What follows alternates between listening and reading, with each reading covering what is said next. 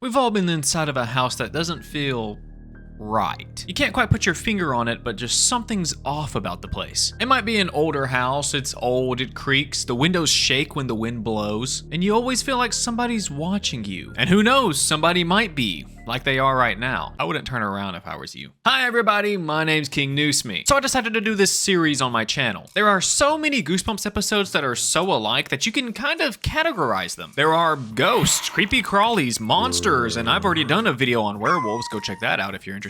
But today we're gonna be taking a look at the scary houses of Goosebumps. Scary houses are a staple in horror media. You can't have a scary movie or a scary show without the house being a little bit creepy, you know? And Goosebumps is no stranger to this. They are all over Goosebumps. Now, there are a lot of episodes that have scary houses in them. I mean, we have The Cabin and Welcome to Camp Nightmare. Pretty much any episode that involves a ghost. I guess you can say Vampire Breath, but that's more of like a lair that's inside of their house. And even maybe Perfect School, but that's a school, that's not a house. But today I chose 3 episodes that seem to be more centered around the scary house. And those episodes are Welcome to Dead House, of course, the Haunted House game, and the House of No Return. Each are beloved Goosebumps episodes, and each of them are really good in my opinion. But we're gonna start with everybody's absolute favorite, Welcome to Dead House. Welcome to Dead House is one of the most famous stories to come out of Goosebumps. It was the first ever Goosebumps book to be released, and the cover is one of the most iconic to come out of the series. Also, did you guys know that there's like a scary dude in the window of Welcome to Dead House's cover? I had no idea that he was there until I started looking at the original sketches from Tim Jacobus, and I was like, oh, there's a dude in the window. He must have taken that out of the final sketch. No, he's there. He's there and I have just missed him my whole life. Welcome to Dead House is actually one of the scariest books to come out of Goosebumps. Stein himself said that this book might be a little too scary for kids because he hadn't developed his funny elements to Goosebumps yet. It also has a dog dying in it, which was very heartbreaking to a baby King Noosme. And despite it being the first book of the series, it actually didn't get its own episode until the 2nd season of Goosebumps. Took him long enough. And one more fun fact before we get into it, it actually almost got its own movie that was directed by George A. Romero. Romero loved reading his 12-year-old son this book so much that it actually inspired him to start making some children's horror movies, and he wanted to adapt this book into the first ever Goosebumps movie. He did make a few changes in it, like replacing the ghouls with literal zombies because that man loves his zombies, and the movie would have focused more on the factory incident and the townspeople being more sympathetic than they are in the show. Sadly, plans fell through and we didn't get what would have been this legendary movie. The original screenplay is actually held at the University of Pittsburgh to this day, but sadly it's not open to the public. I just want to read it, man. And one last thing, the tagline of this book always bothered me. It will just kill you. Very original, Stein. Anyways, let's quit yapping and get into the episode. After our sponsor. I've been trying to cut some expenses lately, but it's been a little hard. Last year, I had to cancel Disney Plus because they increased their prices again, and I had to pay some bills. And I also contemplated cutting out Netflix, but I didn't want to give up the last 12 episodes of Goosebumps that are on there. The point is, I needed to find a way to save some money, and that's why I'm intrigued by Mint Mobile, the partner for this video. They offer premium wireless for only $15 a month. I can get high-speed data and unlimited talk and text on the nation's largest 5G network. I can even bring my own phone, along with my current phone number and existing contacts. And I'm sacrificing nothing. I've used Mint Mobile and I can take calls where I normally would without the call dropping or cutting out. I can even watch some of my favorite YouTubers and listen to some of my favorite podcasts on Mint Mobile's network, and I can't even tell the difference. And I know what you're thinking. How hard is it to switch your service? Big Wireless wants you to believe it's hard, but it's really not. Switching to Mint Mobile is easy thanks to the digital eSIM cards, which most phones have nowadays. You can sign up and activate it immediately on your phone from the comfort of your own home. And if your phone doesn't have an eSIM, then Mint will send you a SIM card for free. So if you want to save a little money without the sacrifice, go to trymintmobile.com/King Noosme, also linked in the description, to get premium wireless for just $15 a month when you purchase a 3-month plan. Now let's get back onto the video. I'm hungry!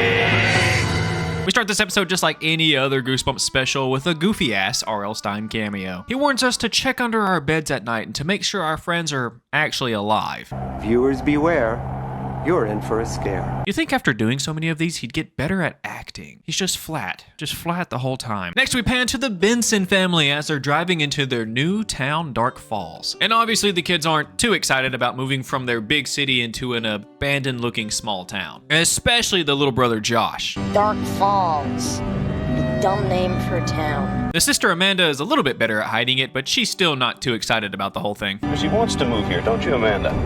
not really. We learned that the town is going through some hard times right now. A lot of people have lost their jobs in the town, and this made the housing in the area go down. So luckily, they got this house for super cheap. They got it for so cheap that the father, who's an author, can work from home and support the whole family. And when they finally pull up to the house, it's overgrown to say the least. But they waste no time in unpacking the car, except for Josh, who's acting like a big baby and won't leave. As they start moving in, their dog Petey has a strange reaction to the house. He doesn't like it at all, and he stays as far back as he can and just barks at it. Amanda tries to calm him down, but as she's doing this, she spots somebody staring back at them from the upstairs window. She calls her mom over to look, but when she gets there, the person's gone. The mom just blames it on it being an old house and maybe the wind blew the curtains in a strange way. Yeah, because the curtain totally looks like a full body apparition of a man. Okay, yeah. They finally get inside the house and the house looks pretty good, actually. It looks a lot better than Grady's house in Fever Swamp. But Petey wastes no time in running straight up the stairs, barking the whole way, which makes Amanda chase him up the stairs, which leads her to this hallway that's super dark and eerily quiet. Petey's barking has stopped now, so she can't even follow that to find out where he is. But she does find the room that the person was watching her from earlier. And as she investigates the room, she finds that maybe somebody has been watching them the whole time. Oh, no worries, it's just the man that's selling them the house, Compton Dawes, who definitely wasn't in the room in the pan beforehand. So he either snuck in, or he just appeared there when she wasn't looking. Or it was just too dark for me to see him, which is probably what happened. Either way, it's super creepy. Dawes claimed that the house was so dark that he accidentally fell asleep, and he introduces himself to Amanda and the rest of the family. Luckily, Josh found Petey in another room barking at the closet. Not strange at all, but Petey also doesn't seem to like Dawes either. This poor dog's having the worst day of his life. But I do see why the kids did not want to move there. It has nothing but bad vibes. The family and Dawes go downstairs to put up this incredibly ugly wreath that has apparently been in their family for decades. I've never seen it. That's because your father wouldn't let me hang it in the old house. Thought we threw it out. According to their mom, it's a good luck charm and it fits the style of the house. Old and rotting. That was kind of funny. That was kind of mean. In fact, this wreath is so ugly that it's giving Dawes the ick. He has a visceral reaction and tries to leave as quickly as possible. That literally happened. Actually happened in the episode. That's so funny. That night, Amanda's getting ready for bed when she hears a strange noise coming from outside. She takes a peek out of the window and finds somebody's been keeping a close eye on her and her family. And he's not the only one. She turns around and sees a boy dressed in old clothing in her hallway. And when she goes to investigate, he's gone. She asks her little brother if it was him, but it obviously wasn't, so this just freaks her out even more. It freaked her out so much that she goes to wake up her parents to make sure there's nobody else in the house, which is a totally reasonable response. It's better to be safe than sorry. And of course, they don't find anybody in the house, and they tell her that maybe she's just seeing some things because she's exhausted from such a long day. That night, they have a thunderstorm, and as Amanda's trying to sleep, we hear somebody calling out to her from the walls of the house. But when she wakes up, it stops completely. And that's the scene as a kid that terrified me. It scared me so bad. It's just the whole vibe of the situation. The swelling music, the super dark rooms. You can't really tell what the person is saying to her, or at least I can't. And her being asleep and unaware that somebody's calling out to her, it just freaked me out. It still freaks me out. It's super creepy. Probably the creepiest scene of the whole episode. The next day, the family meets one of their neighbors, Agnes Thurston. She's a strange old lady who's also dressed in some old clothing, and she also has a pretty visceral reaction to the wreath in the living room. God, they really need to get rid of that thing. Everybody hates it. And just like Dawes, Petey doesn't seem to like Agnes either. We learn that her family is one of the unfortunate ones that is out of work because of the factory shutting down. We learn that her husband's pretty sad and he just works in the work shed to pass the time. But Petey is being a little too loud and annoying, so the mother asks the kids to take him out for a walk. And it also gives her and Agnes some alone time to get to know each other. But as they leave, Agnes says, "Nice kids. They're gonna love Dark Falls." yeah, that's totally not weird or creepy at all. As the kids are walking Petey, the kids notice that all the houses around them look literally abandoned, and most of them are falling apart. They also bump into Mr. Thurston outside, but he doesn't say a word to them. He just stares at them with this evil look on his face. And as the kids start to walk away, he begins to follow them. But he stops because he has what I assume is heliophobia, or the fear of the sun. I mean, come on, the dude's so pale you can practically see through him. The kids continue their walk through the woods, but of course, they're not alone. They're never not alone in this episode. There's always somebody around. And they stupidly make a noise that alerts Amanda, but not one, or two, or three, but 8 kids come out of the woods, and they surround the Bensons. Amanda tries to introduce herself and Josh, but they just stay quiet and they get closer and closer and closer, pushing them all the way back until Amanda and Josh are back to back and unable to move. And they hold them there until this guy Ray calls them off. Ray might look a little familiar because he was the kid that was inside their house the night before, and even Amanda points this out. But Ray claims that he hasn't been in their house in a really long time. He said that his family used to live in that house when they first moved here, but they don't anymore, and he didn't tell them exactly when they moved out or where they moved to. Next we meet Karen, and she's the daughter of Agnes, the kooky neighbor from earlier. And finally, the creepy kids let them know their true intentions. Do you play baseball? We're thinking of having a game. Huh? That's it? What's with all the creepy shit? What's with the surrounding us? Next time, just ask. Sure, yeah, I'll play baseball. Yeah, I like baseball. But sadly, it looks like everyone else has heliophobia too, because the sun comes out and they immediately all go home. That night, Amanda's asleep when somebody creeps into her room and walks over to the foot of her bed. When she wakes up, the little girl creepily says, "Get up while you can. Get away." Understandably terrified, Amanda screams so loud that it wakes up the whole family. She tries to explain to her family what happened, but of course, nobody believes her. No one but Petey, who's barking at the closet the little girl came out of. The dad checks the closet to find the largest hole ever in the wall. It's probably a safety hazard, honestly. Seriously, how did this house make it past inspection? So they tell Amanda that she probably just had a bad nightmare because she heard the wind blowing through the hole in the wall. It's not a Goosebumps episode if the whole family doesn't gaslight the main character, am I right? It's like the whole premise of Welcome to Camp Nightmare too. The next day, as the dad patches the hole in the wall, Amanda talks to him about how strange everything has been the past few days. That's 2 nights in a row she's had something scary happen to her, and she's noticed that the town is always dark and rainy, and the kids and other neighbors that they have met are just not normal. Her dad sits her down and tells her that everyone else in this town is a little down on their luck, that their family is one of the more fortunate ones in the area, and that they've only been there for a couple of days, and he just wants her to give it just one more chance. But she has given it a chance, and she got scared twice. But she decides to listen to her dad, and she's gonna give the town one last chance. And they both try to close the closet door, but no matter what they do, it just keeps on opening back up. Almost like somebody's pushing it open from the other side.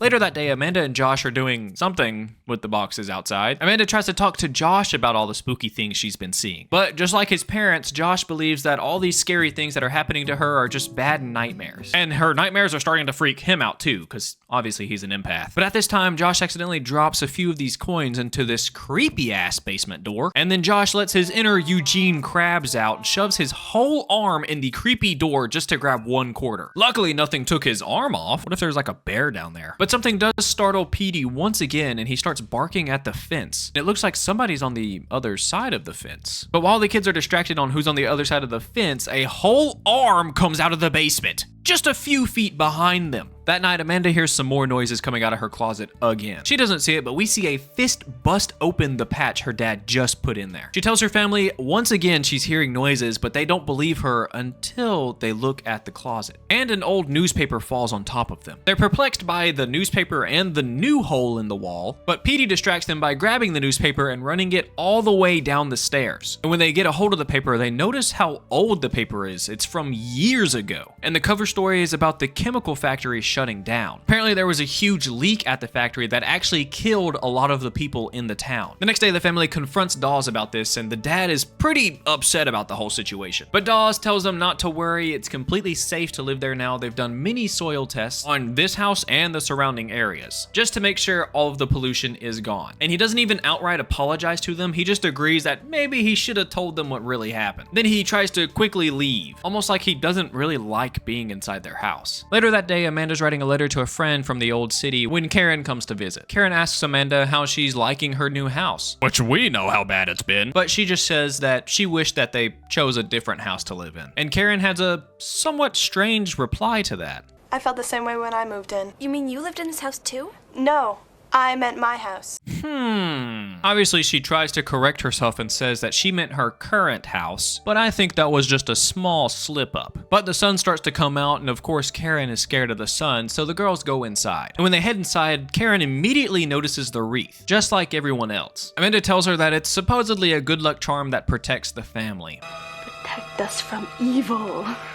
And it looks like it just gives Karen the heebie-jeebies. Amanda opens up to Karen about a few of the weird things that have been happening inside the house. And Karen tells Amanda that she gets a really bad vibe from the wreath itself. She mentions that it's kind of like an old scary movie when the family brings in something that's very old to a new house. Bad things just start happening around them, and that's exactly what's happening to them right now. Which would make sense because these occurrences haven't been happening to Amanda until after they hung up the wreath. And we learned earlier that they didn't actually have the wreath hung up in their old house. So Amanda believes Karen that maybe the wreath is the reason weird stuff is happening in their house. Karen tries to convince her that maybe they should just take it down and destroy it. And as they were having that conversation, Josh was outside looking for Petey, but Petey is nowhere to be found. Josh busts through the door and gathers the whole family to come check out a new hole in the fence that Petey must have escaped through. Josh has a bad feeling about this and he just really wants to go find his dog. But his parents invited the neighbors over for lunch, so they're gonna have to find Petey later. But nope, that doesn't apply to Josh because he immediately just busts through the hole in the fence and starts looking. And Amanda follows closely behind him. They search the creepy woods behind their house for a little bit and they luckily do find Petey, but he's acting a little weird. He's crying a lot and he won't let the kids get anywhere near him. Every time they do, he just runs away. Petey accidentally leads the kids all the way to the neighborhood cemetery. And as the kids sneak inside, we see that Petey maybe wasn't running away from them,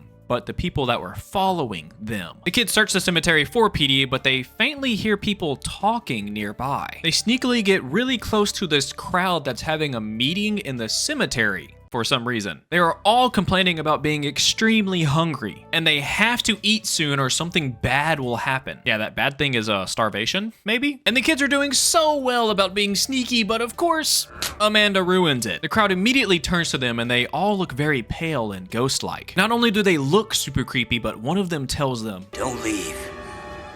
We need you." After just talking about needing something to eat. Also, fun fact, the dude in the hard hat's actually in 2 other Goosebumps episodes. Yeah, he is the masked mutant and he was the haunted mask in the Haunted Mask 2 episodes. The kids try their best to run away, but they don't make it very far before getting stopped by the kids of the neighborhood. And the kids aren't looking too hot either. Ray tells the kids that he's been their watcher and he lived in their house before they did. And before he died. He died because the town needed his blood, and now they need their blood. And they keep telling them, "Oh, don't be afraid. Oh, it doesn't hurt." Bullshit! If it doesn't hurt, why are you dead? Why are you dead, Mr. Ghoul Man? How am I not supposed to be afraid when a dead guy is telling me to not be afraid? It doesn't make sense. The hard hat worker grabs Amanda, but luckily a beam of sunlight touches his hand and burns him, giving them ample time to escape. And that's why the whole town is scared to go out in the sunlight, because if they do, it'll literally melt them away. The whole town chases the kids through the cemetery and they almost escape, but sadly they grab onto Amanda's leg. And like the goat he is, Josh comes in to save his sister, but in the process almost gets taken himself. And if the fence weren't there, he would have been taken. Luckily they do make it out alive and they run all the way back home, with the townspeople trailing really close behind them. When they make it inside, they immediately tell everybody to help them block the doors and windows, because a horde of undead people are coming after them, which confuses the hell out of their father, but the Thurstons know what's up and they start helping immediately. We learn that all the people that were affected by the chemical plant spill accidentally turned into the living dead, and now they need blood to stay alive. And even after this explanation, the mom thinks, oh, it's just one big practical joke, and decides to take a peek out the window. And she finds out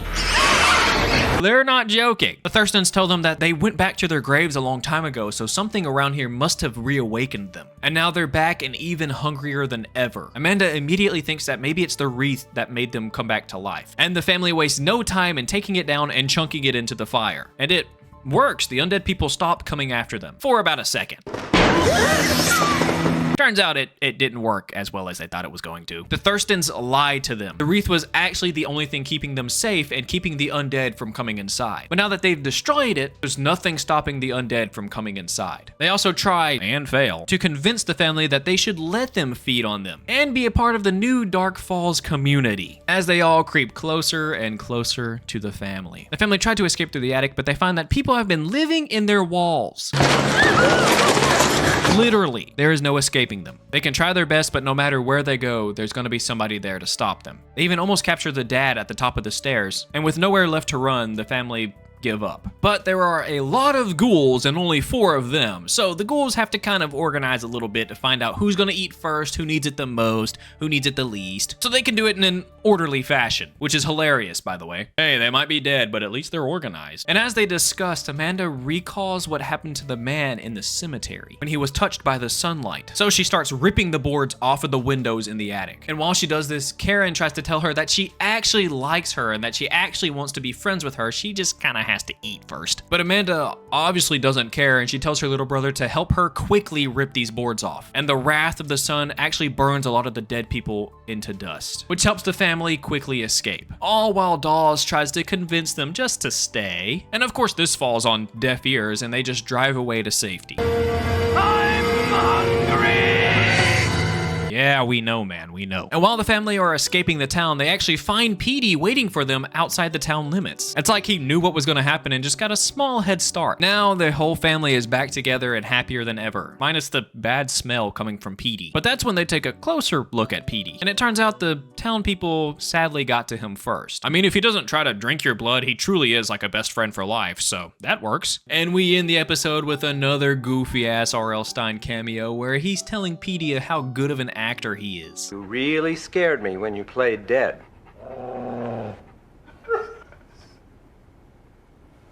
You're acting now, right? Honestly, most wholesome R.L. Stine cameo. And that's the end of the episode. One of the best Goosebumps episodes for good reason.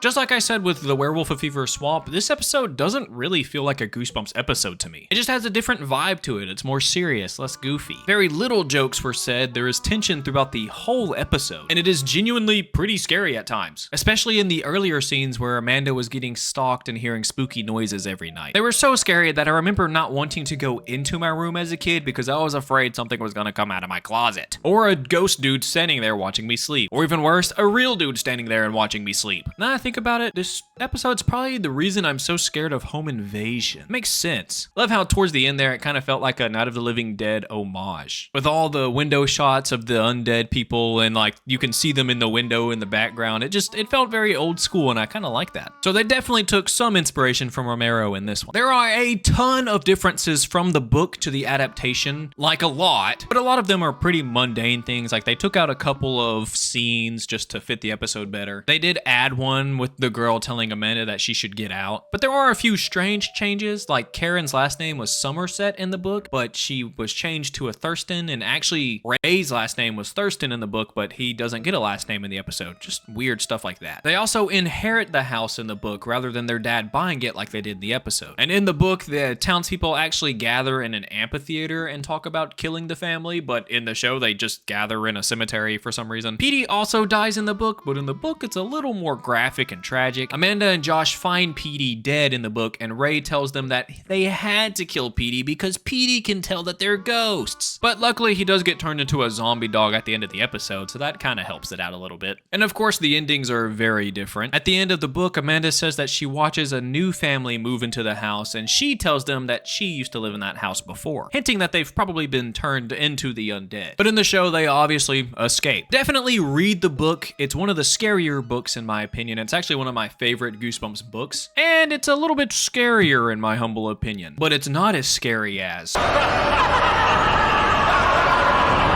Next up on our spooky houses, we have The House of No Return. This episode is the 3rd episode of the 3rd season. It also doesn't have its own book, but it's in a book called Tales to Give You Goosebumps. This particular book also includes Teacher's Pet and Strained Peas, which would also get their own TV adaptations. And yeah, there's not much else to say about that, so let's quit yapping and get into the episode. We start the episode by meeting the kids we're gonna follow for the rest of the episode. Their names are Robbie, Lori, and Nathan. Nathan, played by Robin Weeks, was actually in another Goosebumps episode, Be Careful What You Wish For. He was also in an episode of Are You Afraid of the Dark? The Tale of the Photo Finish as Alex. The kids are part of this group called Danger Incorporated, and they're looking for a new member. You see, you can't just join Danger Incorporated. You have to do something crazy.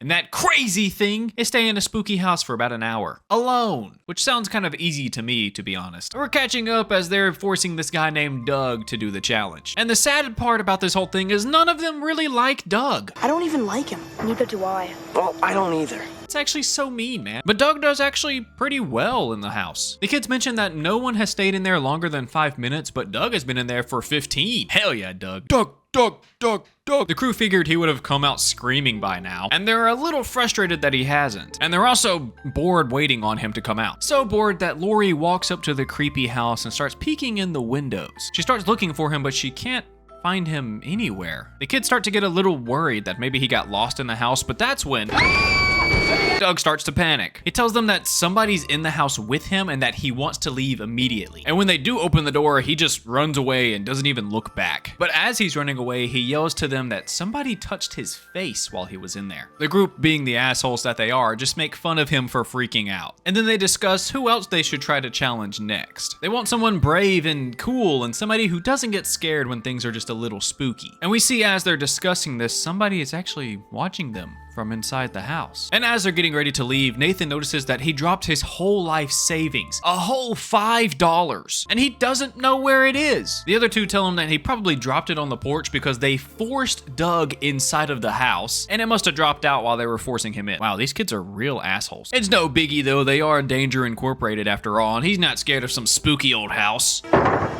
Why don't you guys help me look for it? Oh, just go get it.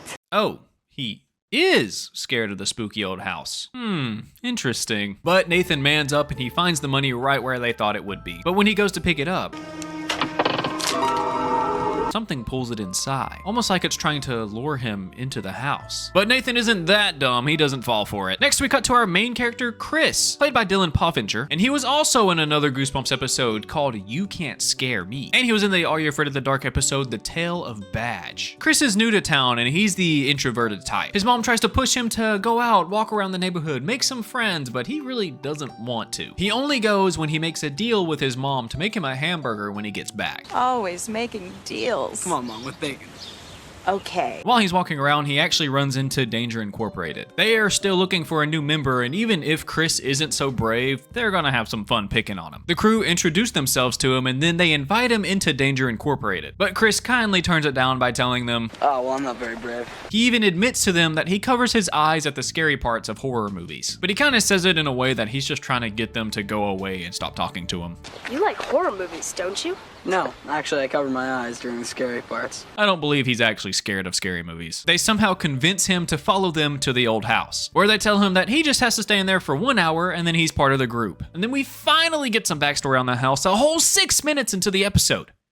What, I'm impatient. They call it the House of No Return. A long time ago, a couple built this as their dream house and they moved into it. They wanted to live in their dream house and have somewhere where they can raise their only child. Sadly, the dad cut some corners and messed up on one of the floors. The little girl fell through the floor and to her death. The couple got so depressed that they never even left the house. And one day, the police came to do a wellness check on them, but when they went inside, they found the couple dead. They took the bodies away and sealed up the house. And soon after, some of the neighborhood kids started going missing. And it's believed that the ghost of the couple took the kids to raise them as their own. And then after that insane story, Lori just says, But it's probably just an empty old house. yeah, okay, that makes me feel better. Chris doesn't like the vibes of the house, so he passes up on the opportunity to join the crew. But then he asks a pretty important question. Have you done it? Done what? Stayed in there for 1 hour. And it turns out that none of them have actually done this challenge. Huh, interesting. They claim that since they've made the group, they know that they're brave and they don't have to do the challenge. And based on both Lori and Nathan's reactions earlier, I don't think they're that brave. And after learning this, it seals the deal for Chris and he's not going inside and he heads home. And that night, Danger Incorporated have a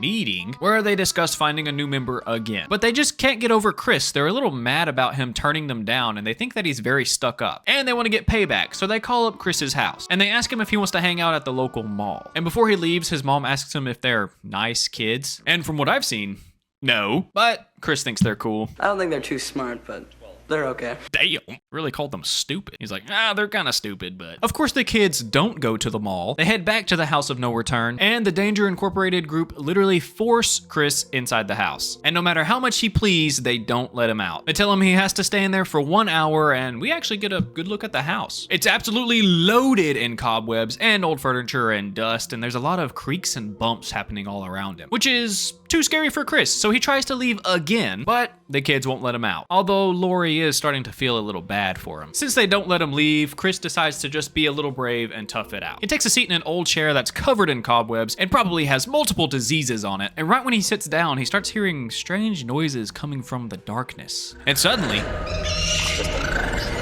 a bat comes out of nowhere and tries to bite him. Great, now he's gonna have rabies and whatever diseases are on that chair. And Chris decides maybe it's not the safest place to stay in that room, so he decides to explore the house a little bit. But as he explores, strange things start happening all around him. At first, this vase falls over on its own and shatters into a million pieces. And then a broom and dustpan sweep it up. What the fuck? Chris is more confused than scared at this point, and he starts hearing some weird noises coming from upstairs, so he heads up to investigate. But then the fucking cuckoo clock of doom tells him, Beware the house of no return. what is that doing here?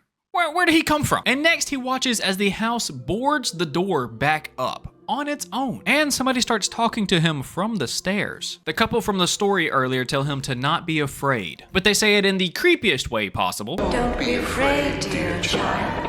We're coming. We're coming. Yeah, that's gonna calm me right down, yeah. Chris tries his best to escape, but it's no use, and the ghosts come for him. Oh, don't mind Lori, she was trying to wake up the guys. Chris actually makes it through the whole hour being inside that house. So now he's officially a member of Danger Incorporated. Yippee! And when the crew go to get him out, they find the door is boarded back up, and they have to break it down. They look around the house for a little while, but they can't seem to find Chris anywhere. They think that, oh, he's just trying to get payback and scare them for them scaring him. And he's just hiding somewhere, so they sneakily walk through the house. And they do this all together because they're too scared to split up. They also need to find him quickly because a storm is brewing outside. After exploring the whole house, they make it back to the front door to find that it's boarded up again. And now they're locked inside the house. Now that they can't escape, some voices call out to the kids. Of course, they still think it's just Chris trying to play a joke on them. That is until the ghost couple reveal themselves to the kids in a very theatrical way. Welcome. To the house of no return. Next, the kids try their best to escape the ghosts, but, I mean, they're ghosts, so they catch up rather easily, trapping them in this room. They tell the kids that Chris made a deal with them. Since they love kids so much, weirdos, Chris promised them that they'd get 3 kids if they let him go. 3 for 1 trade. 3 children. And you know how much we love children. Okay, buddy, calm down now. It was the biggest brain deal of all time. There's no way I would have thought of that deal in like a million years. I could have been stuck in that house with him and I wouldn't have thought about that. The kids are obviously terrified and they ask the ghost if they can leave, which they obviously can't do that. They are now a part of the family and they will be forever. And that's the end of the episode. A highly underrated Goosebumps episode, in my opinion. It's got all the good things to make an iconic episode. Scary ghosts, a creepy house, a tragic backstory, and even some lovable characters. But sadly, it suffers from the worst curse of them all. It's forgettable. Yeah, I couldn't remember most of this episode, but I did remember the ghost couple as a kid. That did scare the crap out of me. But yeah, I totally forgot literally everything else in the episode. It was one of those episodes that I thought I might have missed as a kid, but I remember watching it because of the ghost scene. And I love how quickly the house turns from terrifying to kind of goofy to back to terrifying. In one moment, Chris is hearing all these creepy creaks and bumps around him, and then suddenly a vase crashes, scaring the shit out of everybody, and then a goofy broom and dustpan come and sweep it up, and then the cuckoo clock of doom just makes a cameo, and then it's back to terrifying. Absolutely love the cuckoo clock of doom just shows up. It's so funny, man. I love how equally terrifying and lovable the ghosts are in this episode. Like when you're a kid, they're horrifying, but as an adult, I just love them. I just love them so much. I mean, I'll be their kid. Sign me up. And the twist ending is actually kind of good. I did not expect Chris to make that deal with them. I figured that he would just come out as a ghost as well and be like, join us. I think that one of my only complaints about this episode is it's so freaking dark, man. I usually have to brighten things in these videos anyways, but I'm sure with this episode, I'm gonna have to double brighten it because it's so dark. This episode also suffers from the tragic curse of bad acting that plagues most of the Goosebumps episodes. And this episode does a pretty good job at following the story that it came from. There are a couple of differences, like it's called the Danger Club and not Danger Incorporated, which was a weird change in my opinion. I definitely prefer Danger Club. It sounds more fun. And the episode actually added a lot more story to Chris, and his mom is an episode original. They also forced Chris in the house on Halloween night in the story, but in the episode it's just like a regular Thursday night or something. There are a few more, but I don't want to add them in here. We have another episode we have to jump into. Also, let's show some love to the underrated Jim in the comments below. I hate this house. I love it. Boy, oh boy, am I excited to talk about this episode. Imagine watching Jumanji, but it's low budget, there is no Robin Williams, rest in peace. It has terrible acting, and it's a Goosebumps episode. That's the Haunted House game, baby. This one's in season 3, episode 10, and just like the previous episode, it's actually based on a short story, not an actual book. It's from the collection Even More Tales to Give You Goosebumps. And spoiler alert, it's nothing like the story at all. Like at all. The story is decent, yes, but the episode is way better in my opinion. But we'll get into that here in a little bit. This episode's also another underrated gem hidden in the Goosebumps series with a lot of diehard fans. And I know they're excited to hear my thoughts on this episode, so let's quit yapping and get into it. We start this episode by meeting our two main characters, Jonathan and Nadine. Jonathan is played by Benjamin Plinner, who was in the episode Welcome to Camp Nightmare as Roger. He was also in 2 Are You Afraid of the Dark episodes, The Tale of Jake and the Leprechaun, and The Tale of Highway 13. Nadine is played by Laura Vandervoort, and she was in the episode Deep Trouble that I've covered before, and she was in the Are You Afraid of the Dark episode The Tale of the Laser Maze. On the way to a pep rally, Jonathan and Nadine run into a crying little girl on the street. She says her cat ran into this spooky house and she's too scared to go inside. Nadine, being the sweetheart that she is, she offers to go in and look for the cat, and she forces Jonathan to come with her, no matter how scared he is to go inside. Inside the house, it's just like the others, dusty, dirty, and covered in cobwebs. But unlike the other houses, this one has an ominous green light emitting from it. Jonathan very cautiously explores the house looking for Nadine, and when he finds her, she sadly couldn't find the cat, but they did find this cool board game. The game is called The Mansion of Terror, and the house on the box looks exactly like the house that they're inside right now. Nadine opens the box and inside is fog? How's that even possible? Anyways, the rules of the game are on the lid of the box, so let's hear them. Rule number 1. Don't open the box. Oh shit. How would you know to not open the box if the rules are inside the lid of the box? How would you know that? Suddenly they both get sucked into the game. And now that they've started the game, the only way out is to finish it. And of course we know rule number 1. Rule number 1. Don't open the box. Too late for that. But rule number 2 says they must play as a team. Rule number 3 is they have to roll a dice, move to that space, pull an action card, and get the keys to escape in part 2. Rule 4 says the only way out is in, whatever that means. And rule number 5 is if you roll a 7, you go to heaven. So, instant death. That's awesome. Now let's get into the game. First they roll a 5 and they land on a space that says, pay your last respect. Great, so they're gonna die anyways. Awesome. Luckily they don't, but they do get teleported into this room that looks like it's set up for a funeral, with a picture of a very scary sailor and a comically large action card beside it. The card says, find the finder and take it if you dare.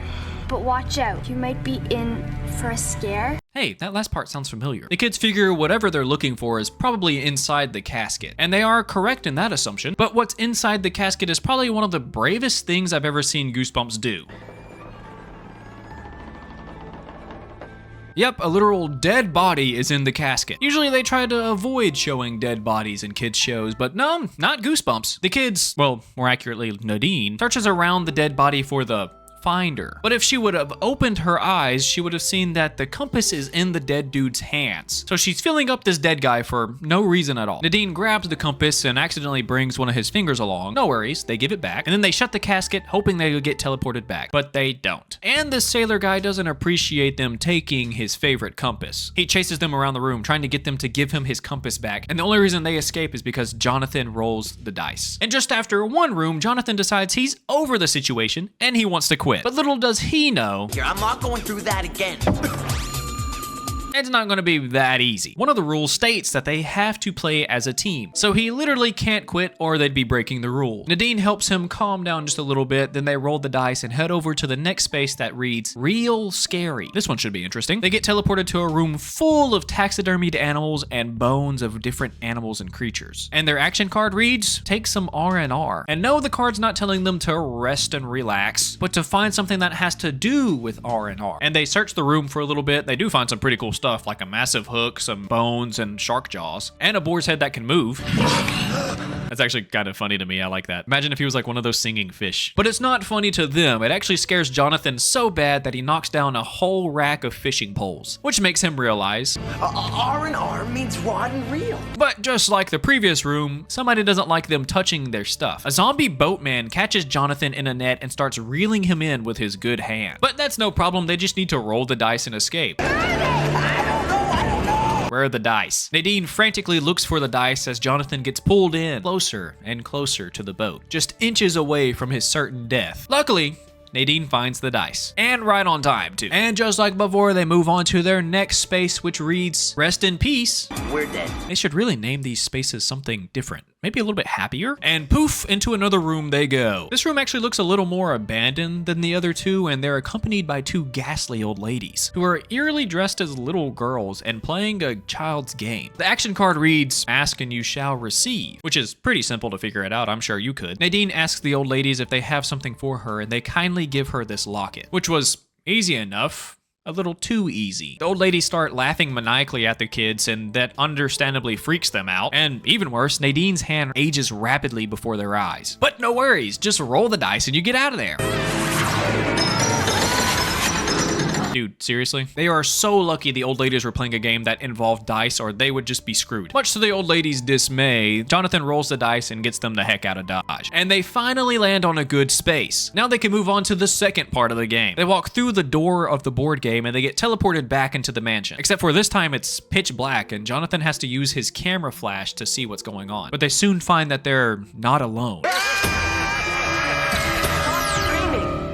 The two ghostly men must have been just from their imagination because it was actually two kids around their age who are also stuck in the house. Their names are Noah and Annie. Noah's actor is Keel Campbell, and he was also in the episode You Can't Scare Me as Eddie. Noah and Annie want to team up with Jonathan and Nadine. Annie tells them that they're currently in the basement of the house and the whole house is like one giant puzzle that they just can't seem to figure out, and they've been trying for literal years. They know the way to get out is the front door, but they just can't seem to find the front door. So hopefully Nadine and Jonathan found the right keys and they can help them get to the front door. And they can all escape together. And as they explore, Jonathan comes up with a pretty good idea. They could just break a window and leave. Annie says that breaking a window would be considered cheating and that they shouldn't do it. But Noah is okay with cheating as long as he gets to go home. That's a great idea.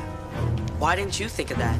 So they all try to break one of the windows by pushing on it lightly. It's a very strange way to break a window, but okay. Sadly, the window is barred on the other side, and surprisingly, the windows aren't just breaking. So they very quickly give up on that plan, even though the window right beside it obviously doesn't have any bars, so they could just break that one. While Noah is pitching a fit and not helping them find solutions, a rogue basket of dirty laundry gets a little hungry and decides to have him as a snack. It very quickly sucks him in, and he just disappears. The now panicked group decide to try to use their keys to find a way out. Nadine kind of waves a few of the things in front of this door and hopes that it will just open, but none of them work. That is until Jonathan reads the back of the locket and it reads, To reverse the effect, use the So they've cleverly turned this locket into an unlock it. Kind of funny pun. And of course, it finally works and lets the kids move deeper into the mansion. Now they're stuck inside this maze of colorful doorways, and Annie decides it's a perfect time to state the obvious. I hate this house.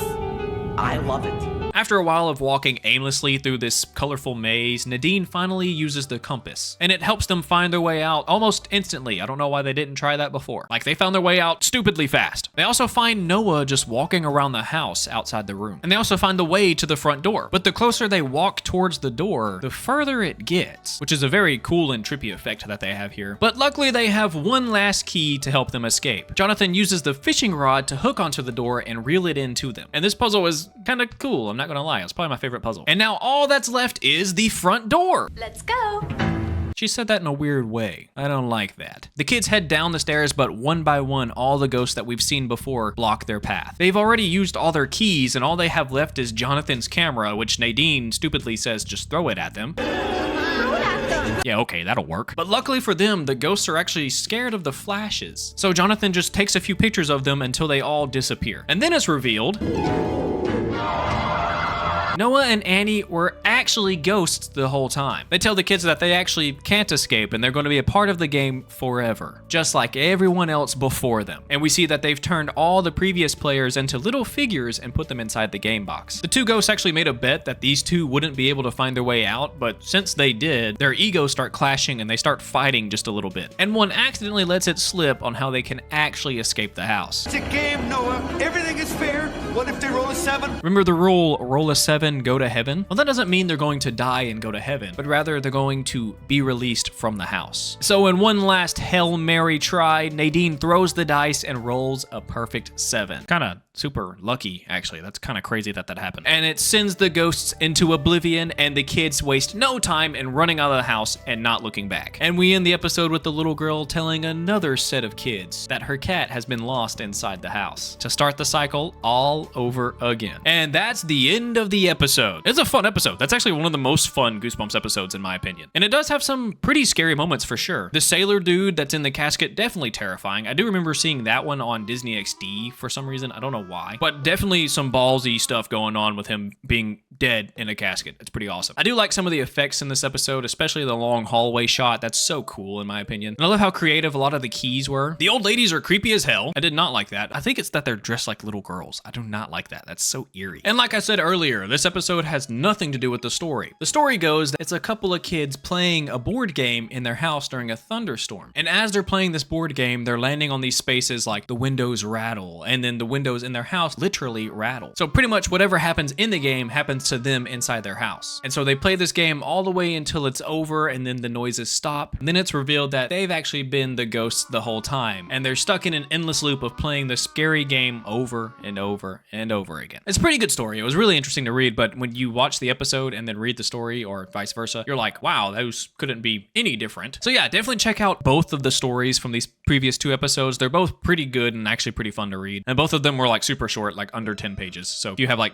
10 minutes, you can read them. This episode does lack in a few places. Once again, the acting isn't the best, which is weird because I've seen the other two act in other things, so I know they can do it. I don't know why they're just so bad at this one specific episode. The set design in this episode is so cool. I want one of like the game pieces to just like hang up or just to have as a prop. I think that'd be so cool. Let me know what you think about any of these episodes in the comments below. Which one is your favorite? Welcome to Dead House, the Haunted House game, or the House of No Return? Let me know. I have a Patreon. The $5 members get bonus content plus episodes a day early, maybe some pictures of my cats, and now I have a new Discord that you guys can join, Patreon only, and also your name right here on screen. Like the video if you like the video. Thank you for watching the video all the way through. I appreciate you all, and peace.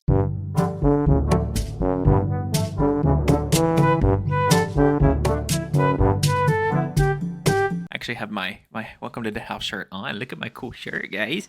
Look at my cool shirt, guys. Welcome to Dead House. I like it. You know what's crazy? This actually isn't the cover. I think this is like the newer cover, but it's not the one that I remember as a kid. Just like, hold on. We're going on a small tangent here. Small tangent. See, like, and it says Welcome to Dead House at the bottom, but like it's not the cover. It's not. I have the book right here actually. It's not the cover. This is the cover. What is going on? This is going at the end of the video.